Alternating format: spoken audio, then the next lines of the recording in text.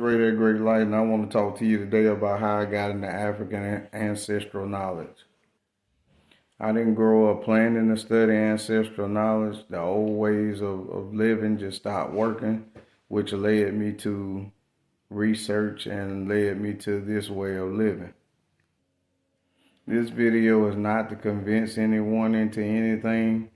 It's just to show how things happen and how transition forces you to remember old ways and old things. There was a time in my life where I just did what made sense externally, like whatever was going on in the environment, whatever seemed like the thing to be doing. I was kind of following that trend because, that's kind of the norm and how you grow up in whatever environment you're in. But then it becomes a point where you start to search for some people when they awaken to just different things.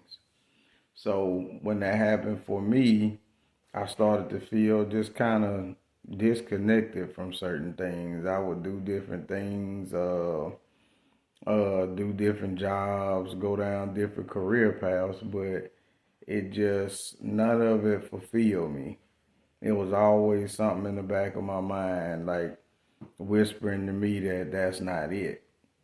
That is something else that I need to explore from within. I realized I was moving forward in life, but I wasn't rooted in anything. And when you're not rooted, basically you can be moving forward and you feel like you're progressing, but there's no stability. Like when you have no attachment to who you are, there's no stability to what you're doing.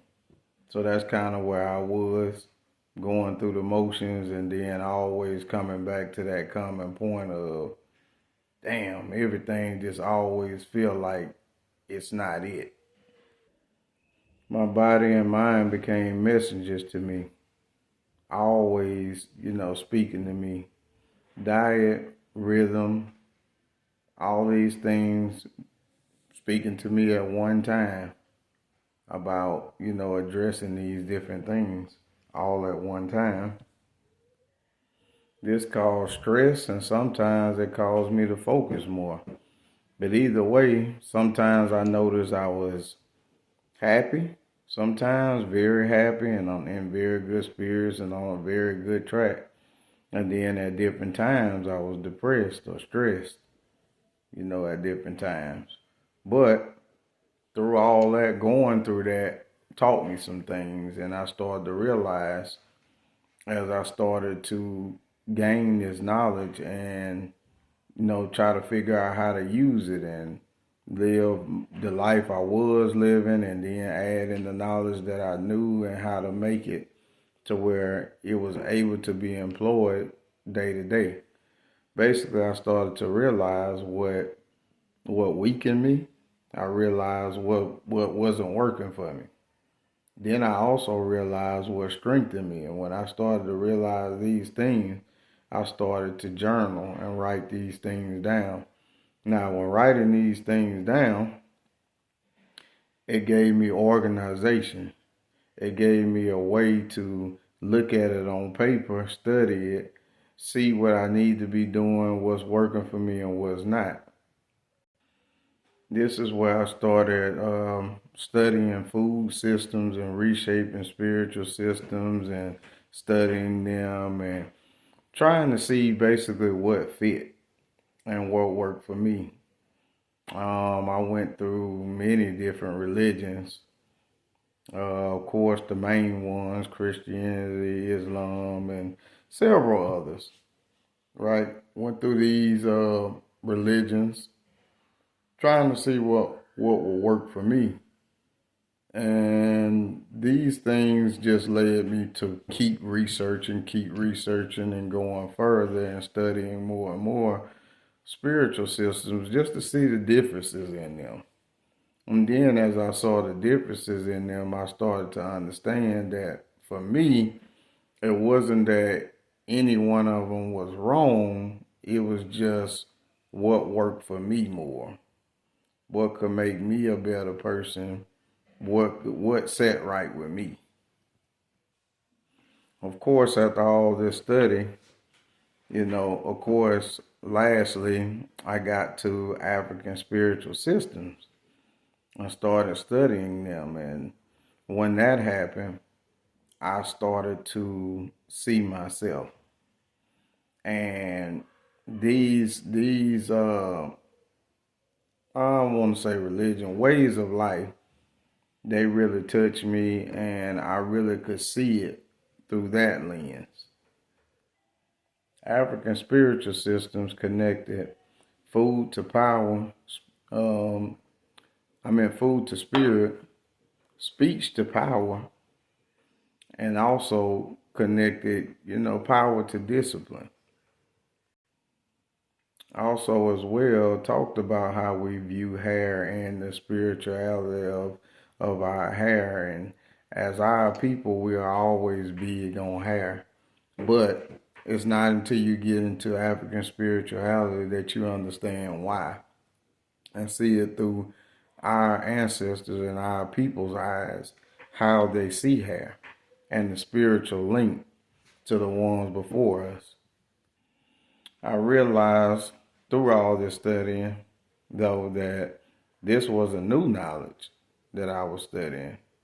African spiritual systems. It wasn't new knowledge, it was just me remembering again because we forget.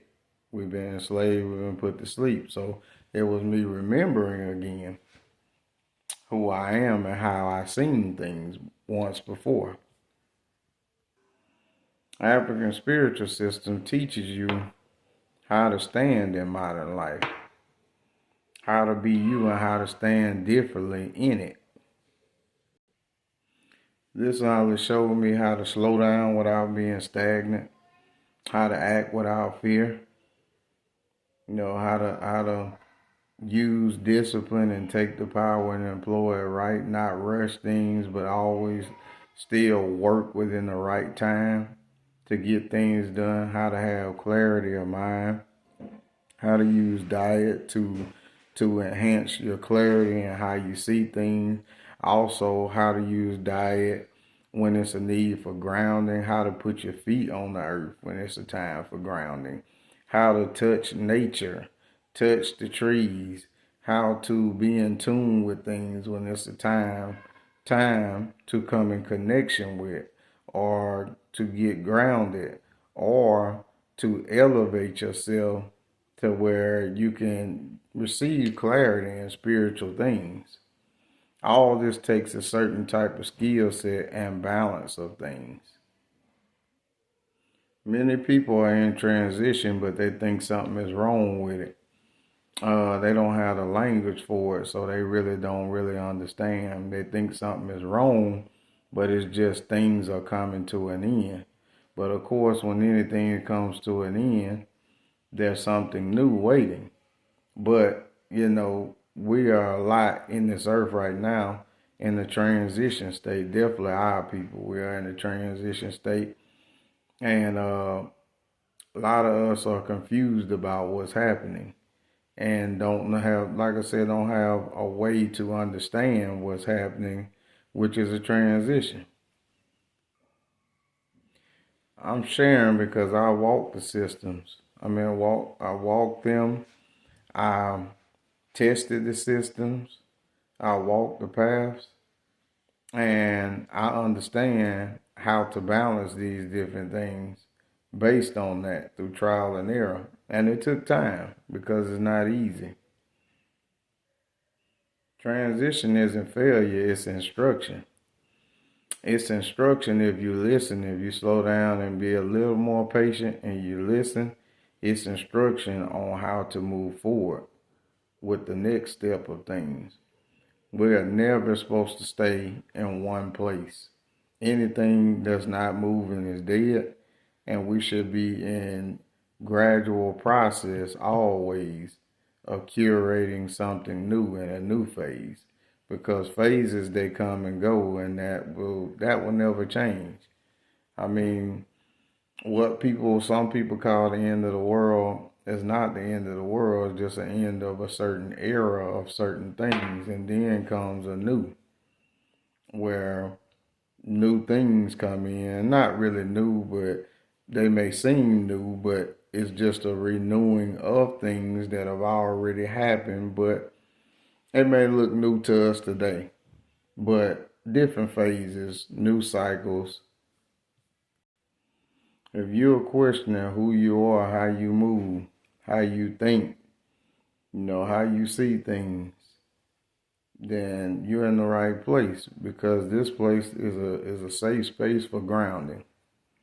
This is not a belief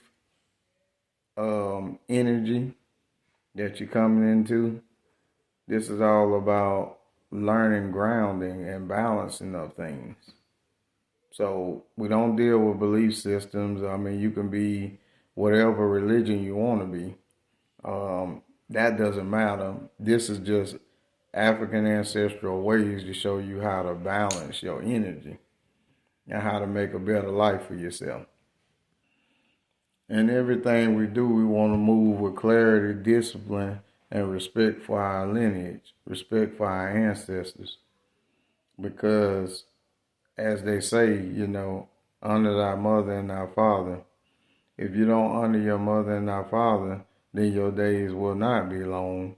And even if your days do extend to a point that you feel like they're long, you will receive lots of torture. You receive lots of bad energy because anytime you're trying to be something that you are not, and you are not respecting your blood and where you come from, there's curses, direct curses that come from that. And I'm a product of a person in the past that I did these things. I disrespected where I came from, not because I'm a bad person.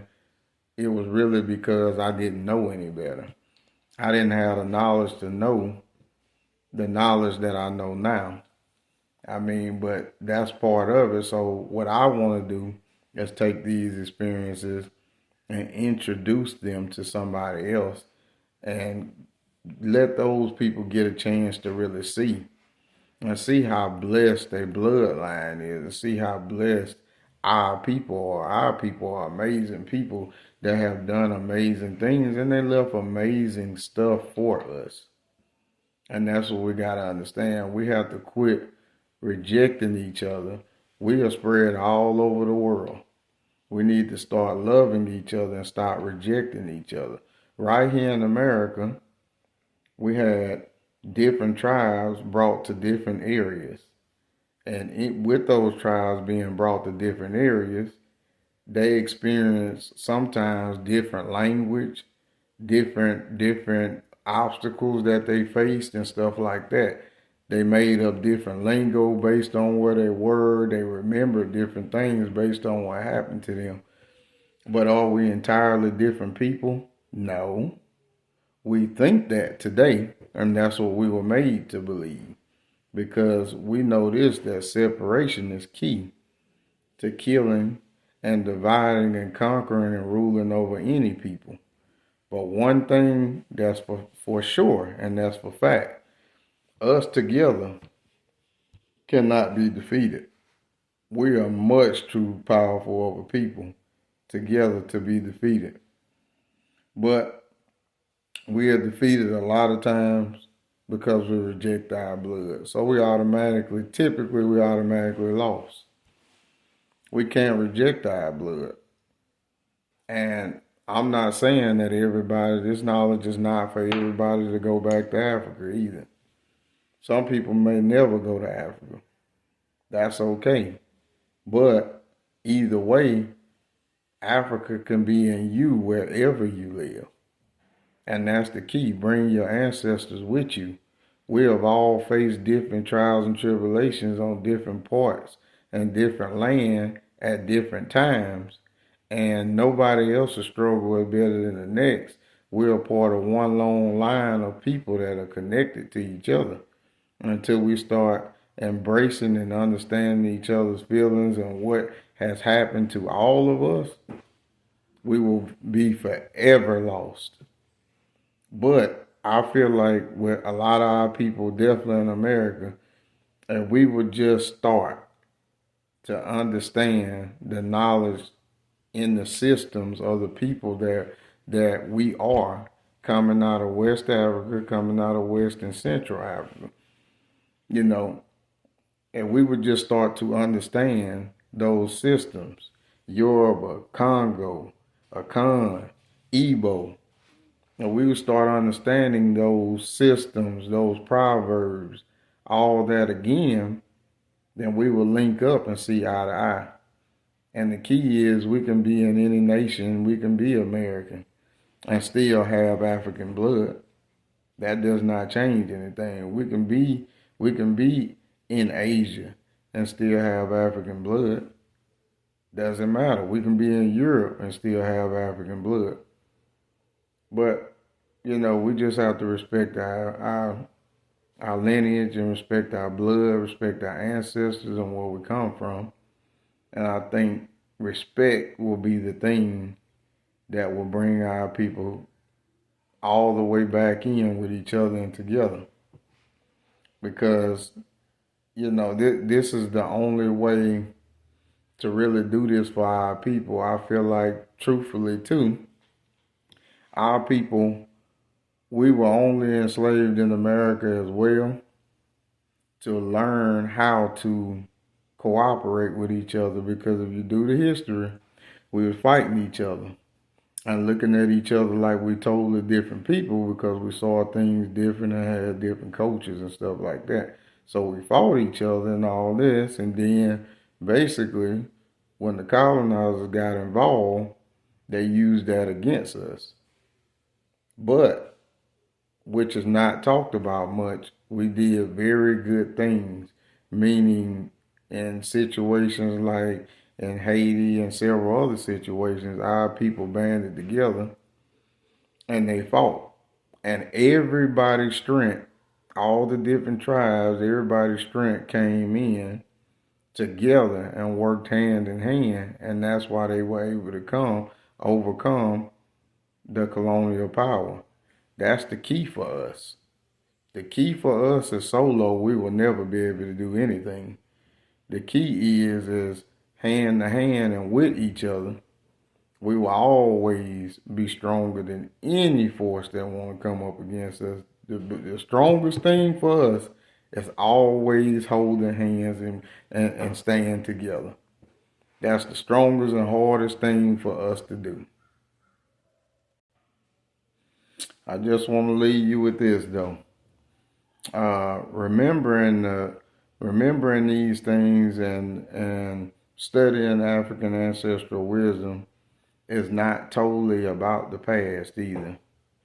It's about learning how to stand in the present. When you know the past and bring the things of wisdom and the right things from your ancestors into the present, you learn how to stand in the present. Positive energy always creates elevation. Peace.